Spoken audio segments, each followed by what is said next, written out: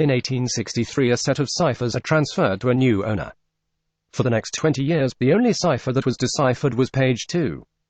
The exact deciphered text is shown here. There are some unique characteristics found within this deciphering. This is the direct deciphering of page 2 with the Declaration of Independence.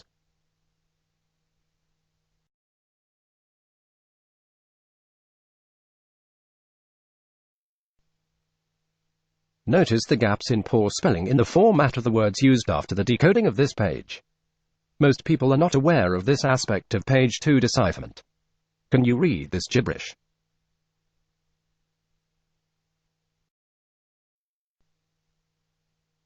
This is due to the key not being the Declaration of Independence, but that the declaration was used to form a key for this page of the cipher. This alone leads us to the fact the ciphers were not just made up by Ward or others. Otherwise, we would have perfect decryption of this page with no gaps in the bloody correct spelling of words.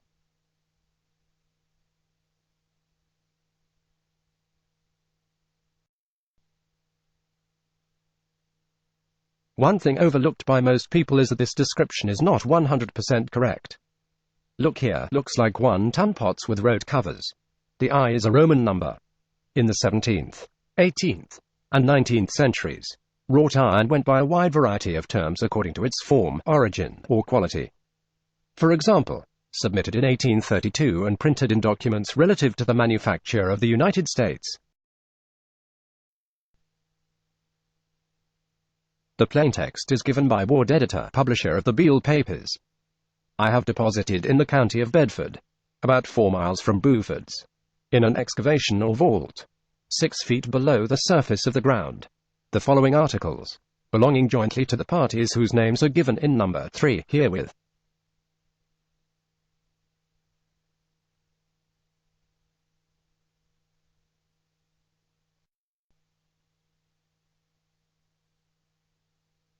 The first deposit consisted of 1,014 pounds of gold and 3,812 pounds of silver, deposited November 1819. The second was made December 1821, and consisted of 1,907 pounds of gold and 1,288 pounds of silver, also jewels obtained in St. Louis in exchange for silver to save transportation and valued at $13,000. The above is securely packed in iron pots with iron covers. The vault is roughly lined with stone, and the vessels rest on solid stone and are covered with others. The paper number 1 describes the exact locality of the vault so that no difficulty will be had in finding it. Ward has converted 1000 to 1000, a product of his pamphlet timeline of 1870 to 1900s.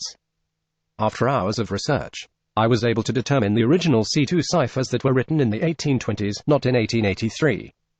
With the word studies to verify the other words in the timeline of 1780 to 1822.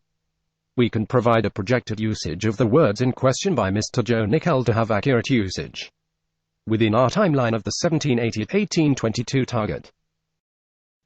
Words used in the 1822 Beale letters, Stampede and Improvise are used in the 1780 to 1822 timeline for New Mexico and Louisiana areas.